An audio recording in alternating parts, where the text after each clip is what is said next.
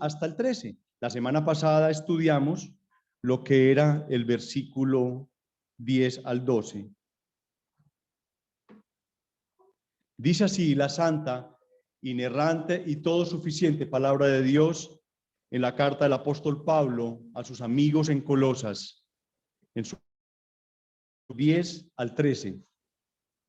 En gran manera me gocé en el Señor de que ya al fin habéis revivido vuestro cuidado de mí, de lo cual también estabais solícitos, pero os faltaba la oportunidad. No lo digo porque tenga escasez, pues he aprendido a contentarme cualquiera sea mi situación. Sé vivir humildemente y sé tener abundancia en todo, y por todo estoy enseñado, así para estar saciado como para tener hambre, así para tener abundancia como para padecer necesidad. Todo lo puedo en Cristo que me fortalece. Pueden tomar asiento.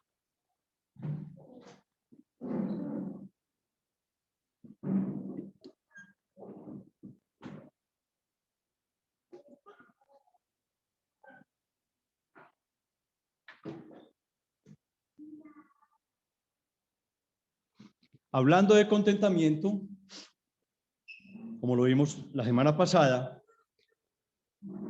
el pastor John Piper nos invita a que imaginemos el siguiente cuadro, la siguiente escena. Un visitante en una galería de arte comienza a descolgar los cuadros de las paredes y a ponerlos debajo del brazo y se dirige hacia la salida. Lo observaron por un rato y luego le preguntaron, ¿qué está haciendo usted? Me estoy convirtiendo en un coleccionista de arte, responde. Pero estas pinturas no son realmente suyas y no las van a dejar salir de aquí. Usted puede disfrutarlas, pero no puede conservarlas. Claro que son mías, las tengo bajo el brazo y me preocuparé de cómo sacarlas de aquí cuando llegue el momento. Fin de la cita. Unos disfrutan teniendo, y la única forma de disfrutar es teniendo. Otros disfrutan viendo, pudiendo apreciar. Este cuento no es extraño.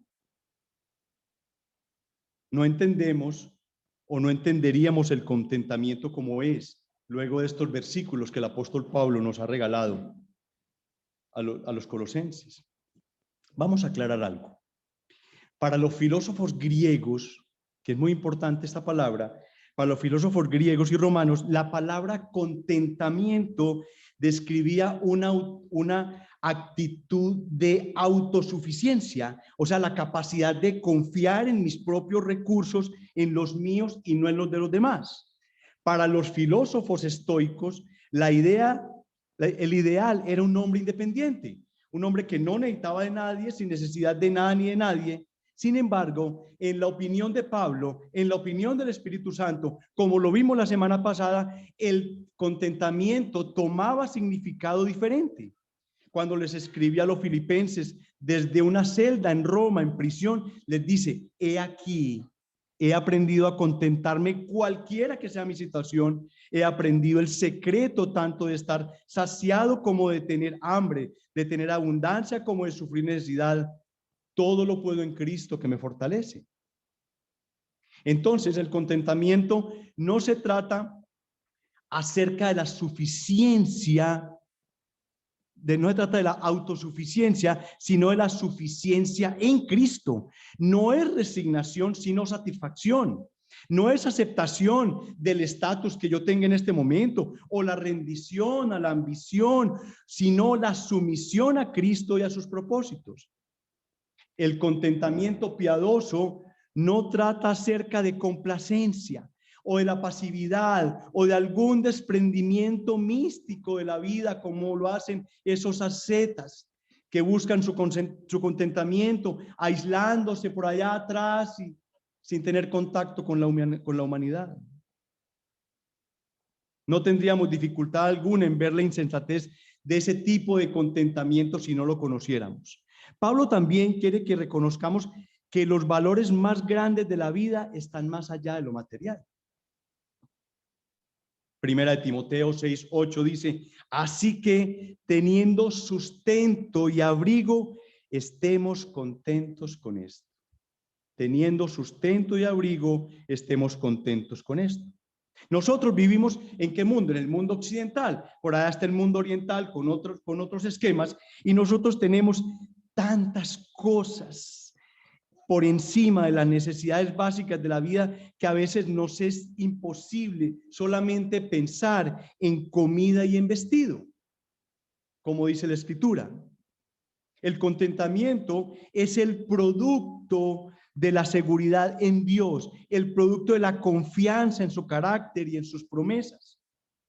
El contentamiento es una gracia poco valorada. Y les recuerdo la cita que dije de Jeremías Burroughs, el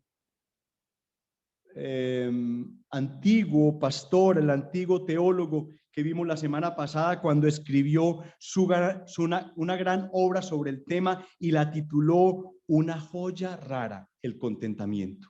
Para él el contentamiento era una joya rara.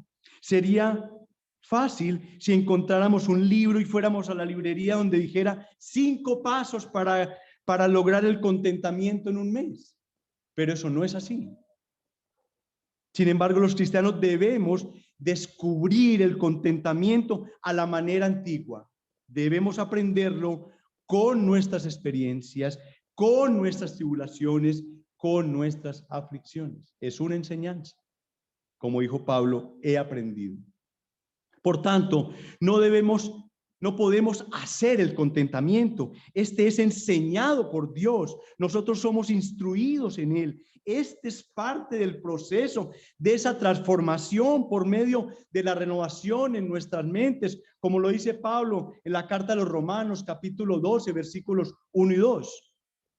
No es el resultado de una serie de acciones que yo debo hacer, sino de un carácter renovado. Eso es lo que nos pide el Espíritu Santo, tener un carácter renovado y transformado.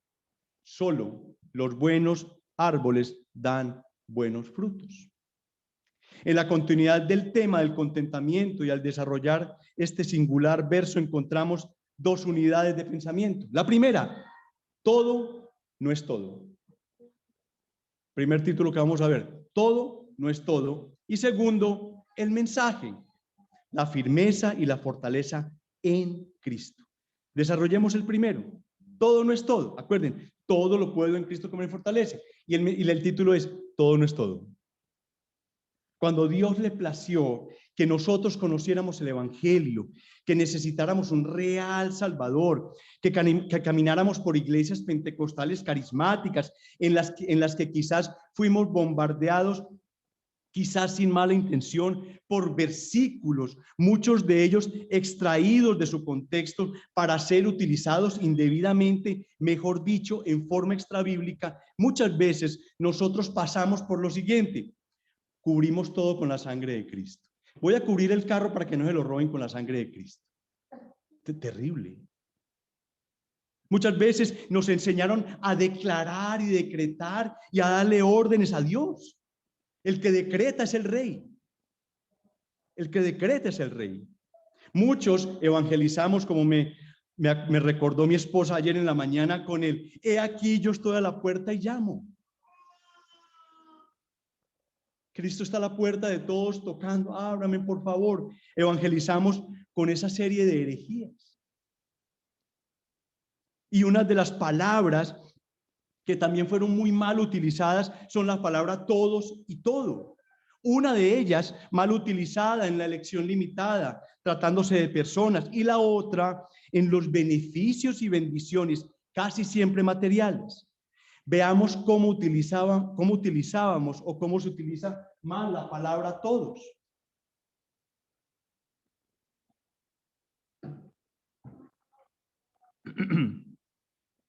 Cuando vayan a los versículos, yo les digo cuándo van a ellos. Yo les leo mientras tanto. Primera de Timoteo 2:5 dice, porque hay un solo Dios y un solo mediador entre Dios y los hombres.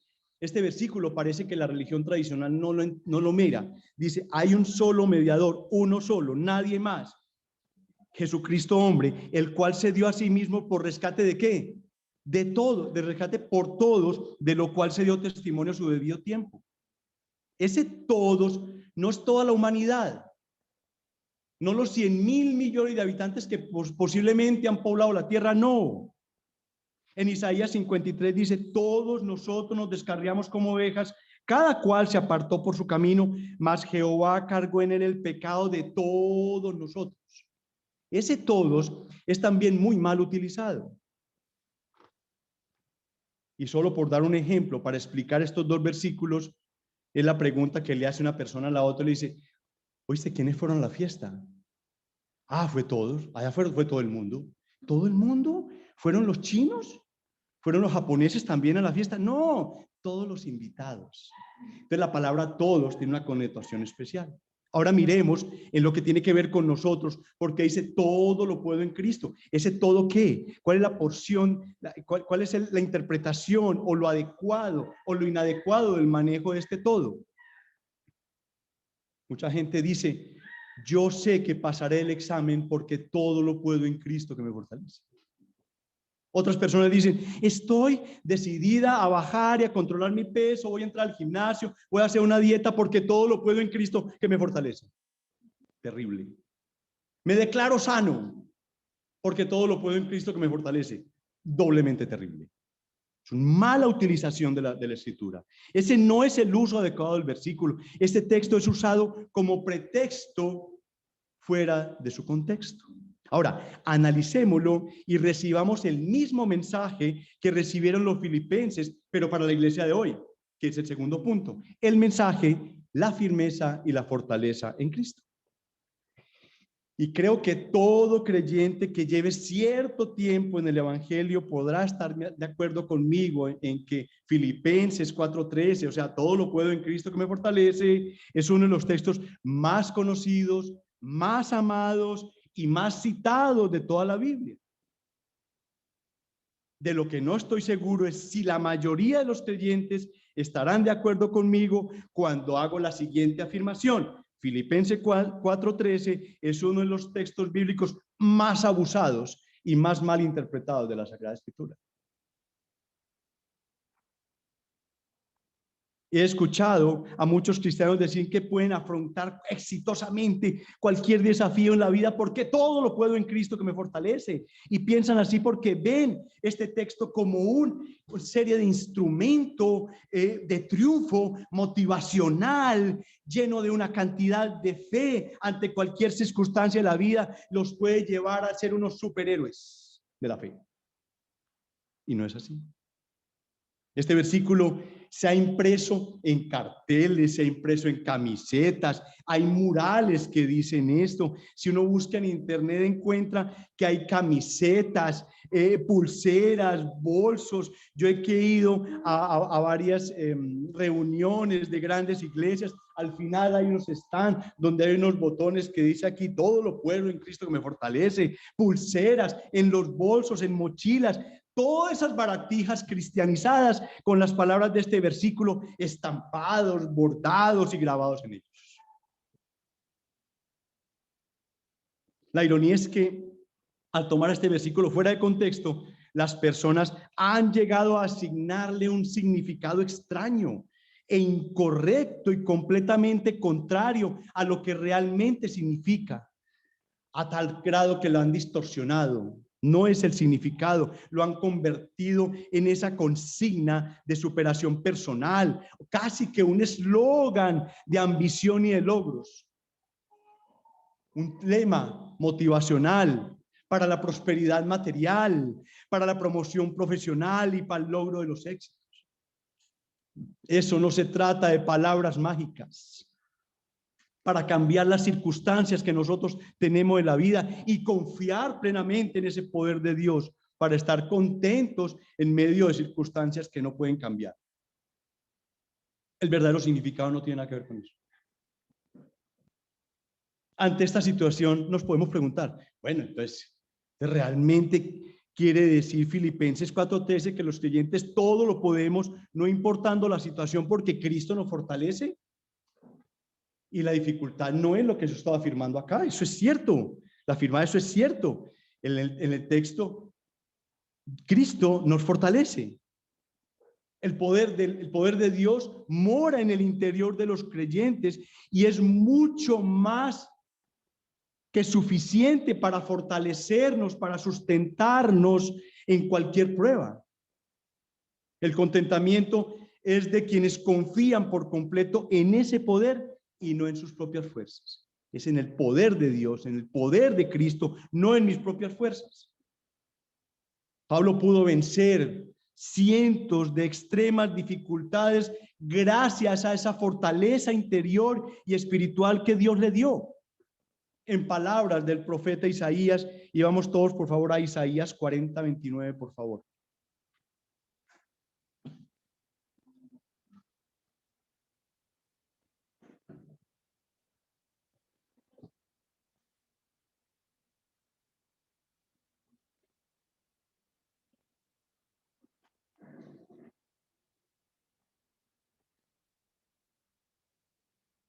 ¿Ya estamos ahí? Isaías 40:29. Muy bien, dice así. Miren cómo dice. Miren, Él da esfuerzo al cansado y multiplica las fuerzas al que no tiene ningunas. Los muchachos se fatigan y se cansan, los jóvenes flaquean y caen. Pero los que esperan a Jehová tendrán nuevas fuerzas, levantarán alas como las águilas, correrán y no se cansarán, caminarán y no se fatigarán. No temas, porque yo estoy contigo. No desmayes, porque yo soy tu Dios, que te esfuerzo. Siempre te ayudaré, siempre te sustentaré con la diestra de mi justicia.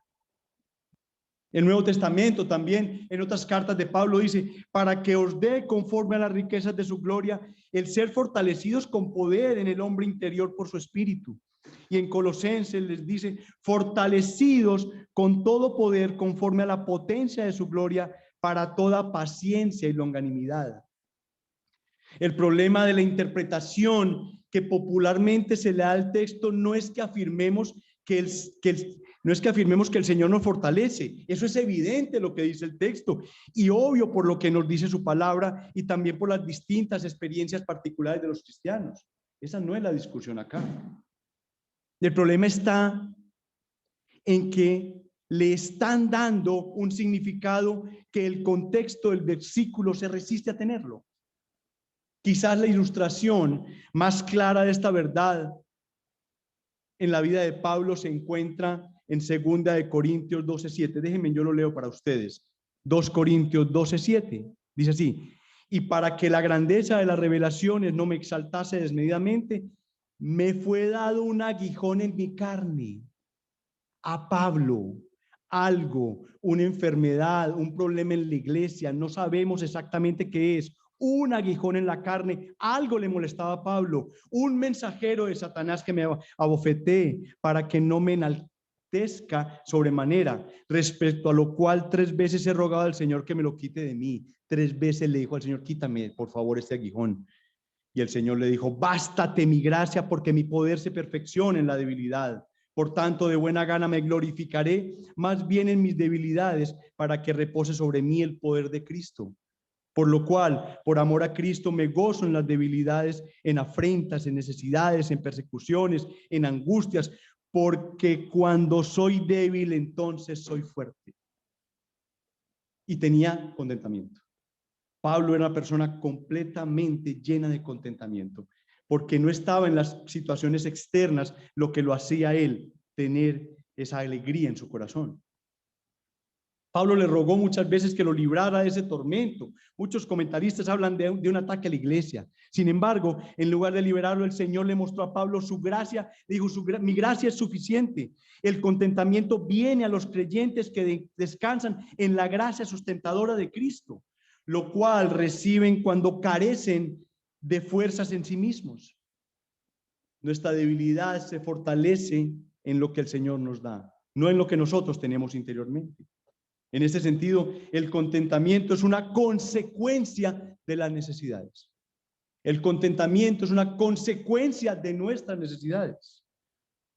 Y para no dejar dudas en cuanto a la suficiencia del poder de Cristo que fortalece, el mismo poder que Pablo mencionó en su oración a los Efesios, que dice, por esta causa doblo mis rodillas ante el Padre de nuestro Señor Jesucristo, de quien toma nombre toda familia en los cielos y en la tierra, para que os dé conforme a las riquezas de su gloria. O sea, nos dé de acuerdo al poder que tiene, que es inconmensurable, el ser fortalecidos con el poder en el hombre interior por su espíritu, y aquel que es poderoso para hacer todas las cosas mucho más abundantes de lo que pedimos o entendemos, según el poder que actúa en nosotros.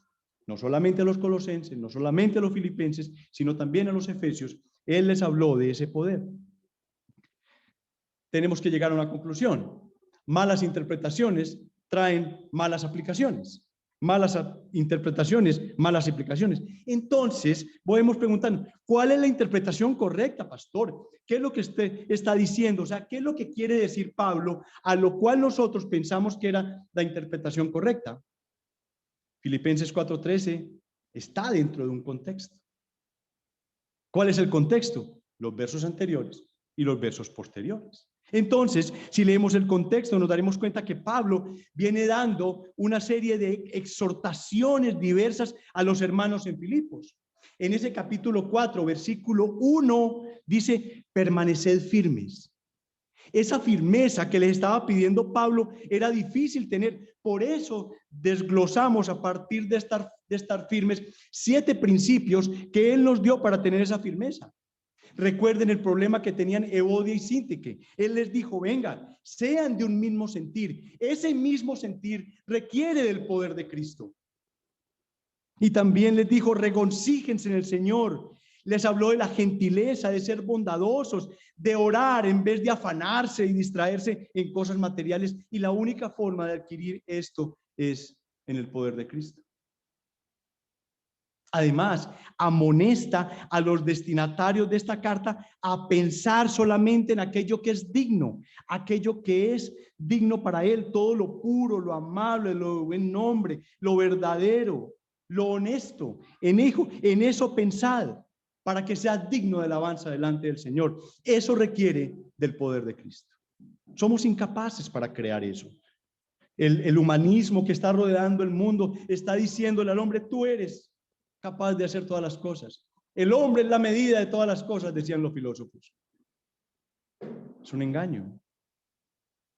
Y en los versículos siguientes, o sea, del 10 al 18, que veremos posteriormente, el apóstol pasa de la exhortación a la gratitud. Estos versos vistos de una manera detallada evidencian esa confianza en el Señor y que aunque agradece a los filipenses todo lo que le regalaron, las dádivas, la dependencia en ellos en ciertas cosas, su dependencia única, sin lugar a dudas, era Cristo. Le estaban ayudando los filipenses, claro, pero su dependencia mayor era Cristo. También puede apreciarse su gozo y gratitud por el apoyo económico recibido por los filipenses y su confianza en Dios amoroso que le ha permitido vivir en diferentes situaciones, algunas abundantes y otras de escasez, pero siempre se ha visto acompañado y sostenido, teniendo como resultado lecciones de dependencia en el Señor que jamás él olvidaría porque la dijo en cada una de sus cartas.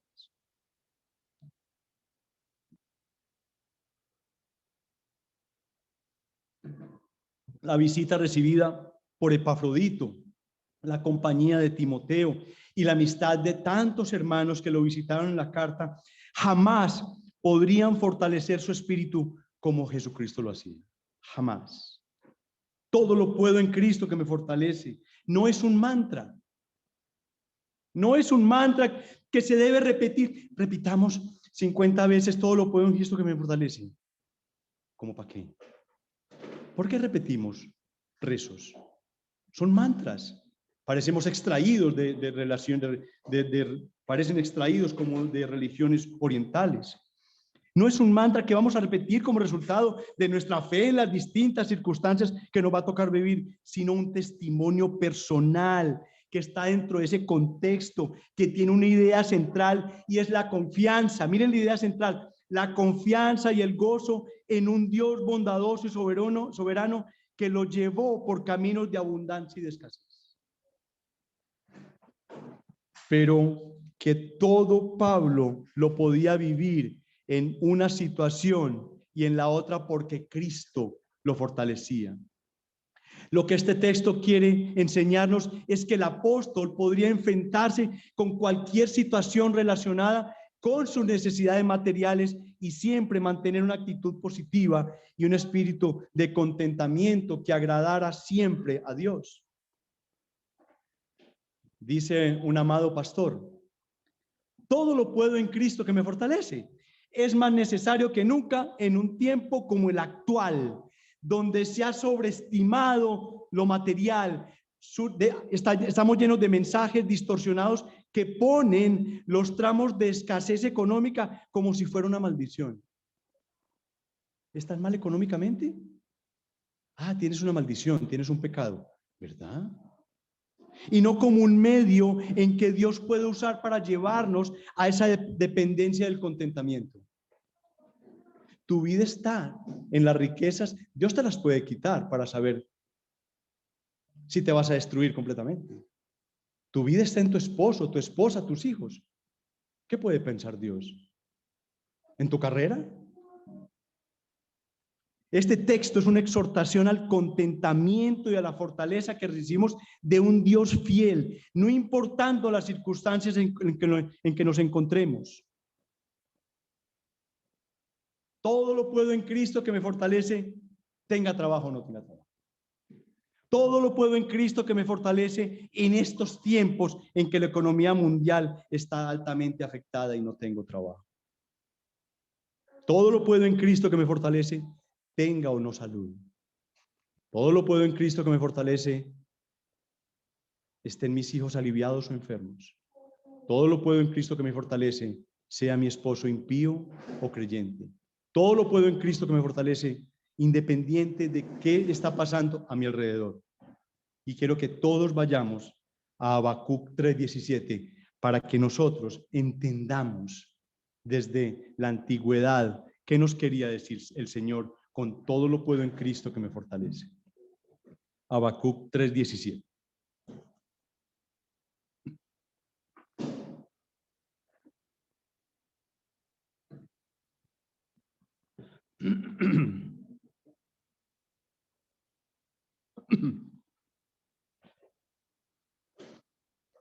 Ya estamos ahí, vamos a leerlo todos, por favor, yo les digo cuándo.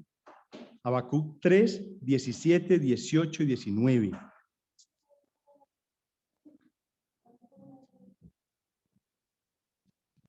estamos ahí todos?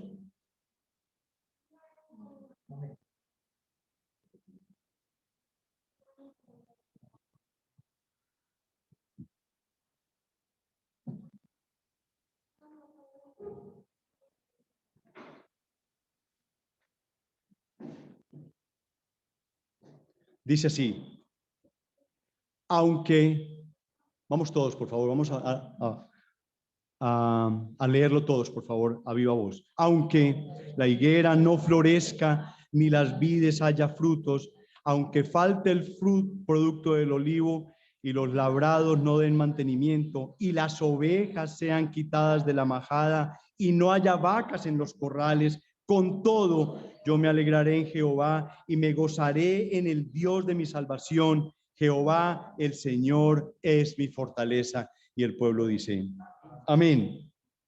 Apliquemos esto a nuestras vidas.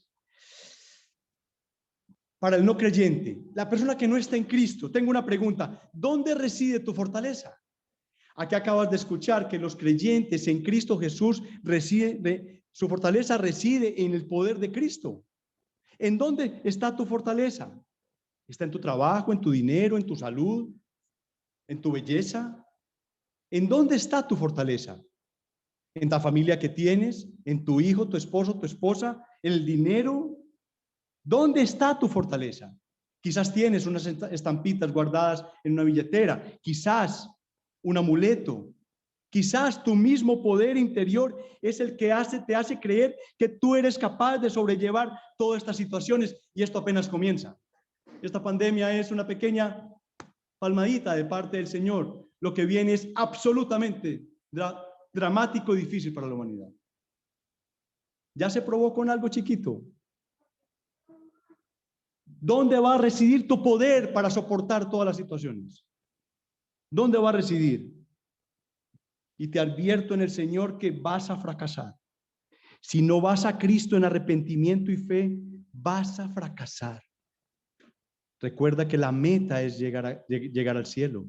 Si no tienes ese camino que estás recorriendo, si no estás recorriendo en Cristo, vas a fracasar y te vas a ver en algún momento en el infierno. Ve a Cristo. Mientras hay vida y esperanza, ve a Él en arrepentimiento y fe. Para los niños, cuando tú, niño, veas que te sientes, veas que te comportas o que reaccionas diferente a los otros niños en circunstancias donde los niños actuarían mal, e incluso ves personas mayores a las cuales tú actúas mejor que ellas, créeme, Cristo está en tu vida. Hay algo dentro de ti que te hace comportarte diferente. Si tú vienes a la iglesia, has escuchado el evangelio, has escuchado todo el mensaje que hemos entregado y actúas diferente, quiere decir que estás actuando conforme a lo que nosotros hemos dicho aquí. Agradécele al Señor eso. Agradécele al Señor eso. Para la iglesia, un problema. Iglesia Bíblica Semillas de Fe, existe la teología del coaching. Teología del coaching. Miren el discurso de la teología del coaching que hay en las iglesias. Dios colocó algo especial dentro de ti. Tienes una fe que puede mover montañas. Adelante. Tú tienes el potencial. Solo tú puedes liberarlo. Hay un campeón en ti. Confía en ti mismo que el Señor te va a dar las fuerzas.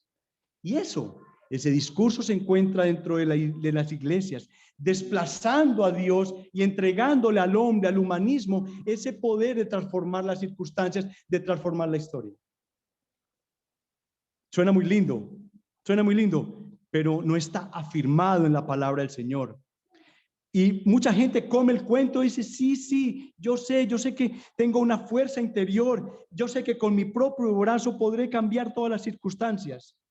Y el problema de ese coaching o esa estimulación a asumir la vida con determinación y contentamiento a partir de nuestros propios recursos es que no es bíblico. No es bíblico. Es un ataque a la iglesia, es un ataque a la doctrina, es un ataque a los maravillosos atributos de Dios que hemos visto uno a uno de parte de nuestro Maestro. El problema es que la Biblia no trabaja con eso. La Biblia nunca nos estimula a asumir la vida con determinación y con fe y con esperanza a partir de lo que nosotros podamos hacer, a partir de algo bueno que nosotros tengamos adentro. Por el contrario, la Biblia reprueba la forma como nosotros somos. La Biblia nos motiva y nos llama al contentamiento a partir de lo que otra persona es. Y esa persona es Cristo Jesús. Amén. Entonces, queremos ser fortalecidos por Cristo, queremos encarar la vida con contentamiento y satisfacción y nos preguntamos, ¿cómo puedo ser yo fortalecido por Cristo? ¿Cómo puedo aplicar ese versículo a mi vida? Iglesia, en primer lugar, debemos estar en Cristo. Esa es la primera condición, estar en Cristo, para ser fortalecidos por Cristo. ¿Y qué significa estar en Cristo? Significa estar en relación con Él, confiar en Él, tenerlo a Él como el único y suficiente Salvador. La Sagrada Escritura habla que el único Salvador es Jesucristo, nadie más. Obedecerle y honrarlo como Señor significa que nos fue dada justificación en Cristo.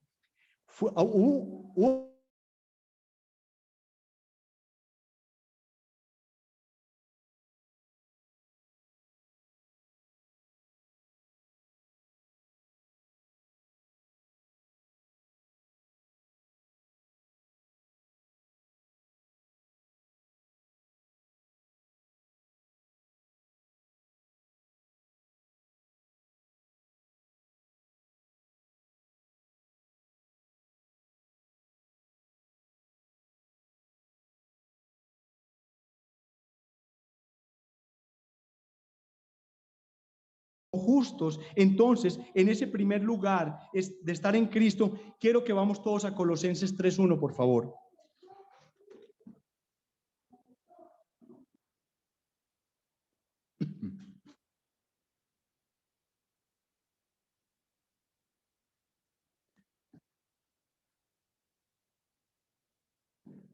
Colosenses 3:1 dice así.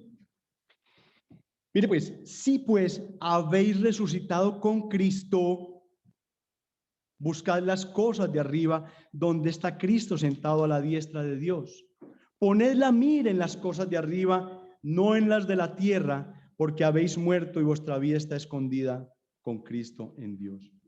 Y en los versículos anteriores, Pablo había hablado de esa suficiencia de Cristo para nuestras vidas y que en Él nosotros somos perfeccionados y somos completados porque en Él habita la plenitud de la divinidad y sea Cristo, no es en nada, y que sea Cristo, no es en nada deficiente y estando en Él nosotros somos completos. Y entonces Él va a rematar diciendo, ya que ustedes están en Cristo y Cristo es suficiente y en Él habita toda la plenitud de la divinidad, por tanto, miren para lo alto. Miren para lo alto, fíjense en las cosas de arriba. Y eso significa que nosotros debemos mirar a Cristo como la fuente todo suficiente de plenitud, de vida, y buscar diligentemente conocerlo más y obedecerlo y conformarnos a Él. Es colocar nuestra mirada de donde vendrá mi socorro. Mi socorro viene del Señor. Eso es fijar los ojos. Eso es poner la vista en las cosas de arriba. Es no considerar otro recurso que no sea Cristo. No considerar otro refugio, otra roca, a no ser que sea Cristo. Eso es fijar los ojos en Cristo. ¿Cómo somos fortalecidos? Teniendo esa mirada constante, y eso se va a reflejar en la vida de santidad que nosotros podamos tener. Otro punto para la iglesia, hablemos de Cristo a nosotros mismos. Preocupémonos en conocer a Cristo profundamente, nosotros en nuestro interior. Oremos para que el Señor nos muestre más de Cristo. En el primer capítulo de Efesios, Pablo hace una descripción majestuosa de todas las bendiciones que nosotros tenemos en Cristo. Y después de eso, después de todas esas bendiciones, del versículo 16 en adelante, miren cómo ora por ellos. No ceso de dar gracias por vosotros, haciendo memoria de vosotros en mis oraciones. Miren por lo que estaba orando Pablo por ellos. Miren, escuchen. Para que el Dios de nuestro Señor Jesucristo, el Padre de gloria, os dé espíritu de sabiduría y de revelación en el conocimiento de Él, pidiéndole nosotros al Padre para que Él nos revele más a Cristo, para que nosotros conozcamos más a Cristo, para que sean alumbrados los ojos de vuestro entendimiento y para que sepáis cuál es la esperanza a la que Él os ha llamado y cuál es la riqueza de la gloria de su herencia de los santos. Ese conocimiento nos lo da Dios a nosotros para conocer más a Cristo. Tal vez no estamos experimentando el conocimiento de Cristo porque no estamos pidiendo eso al Señor en oración, posiblemente.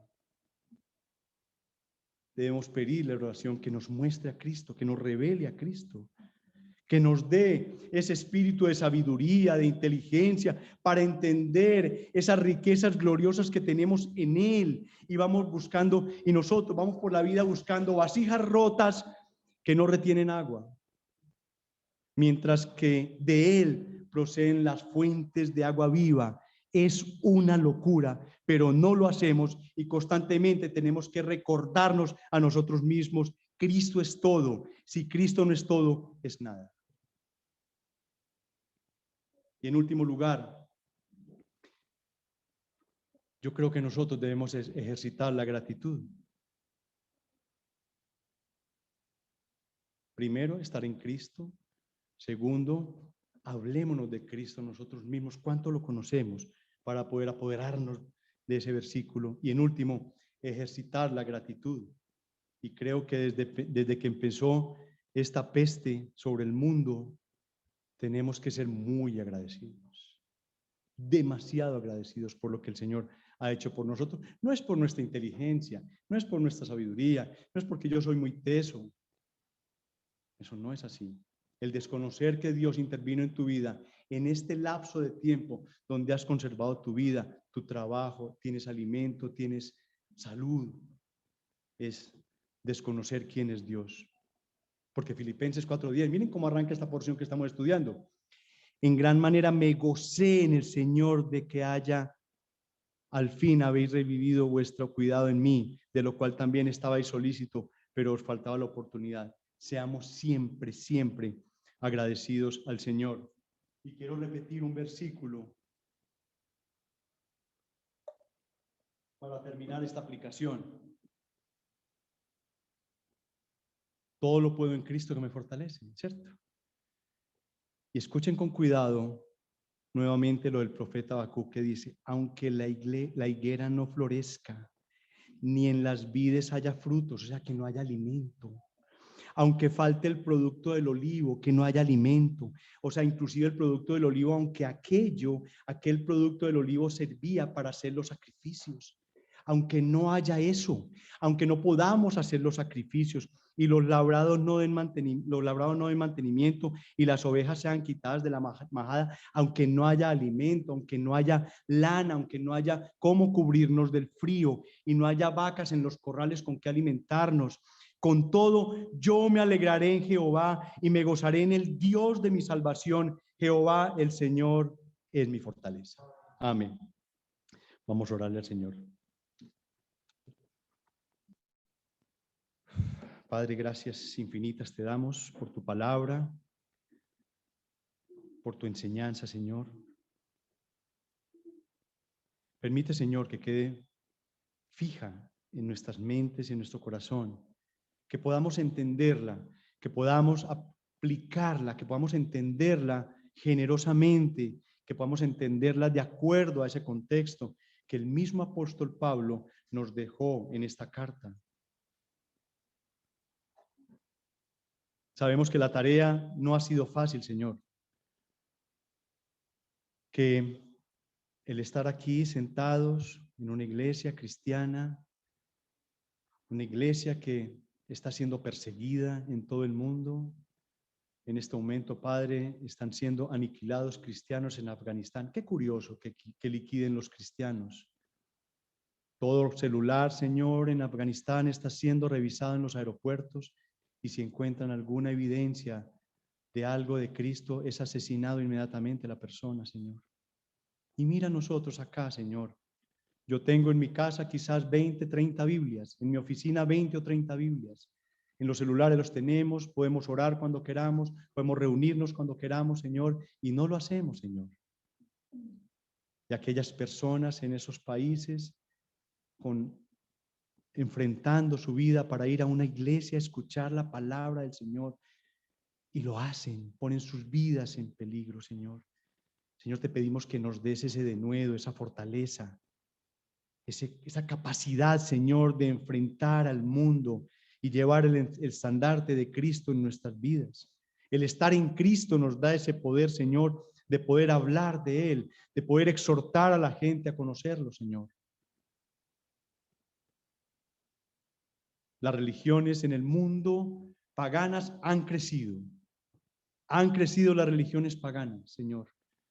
El islamismo ha crecido de una manera impresionante, Señor.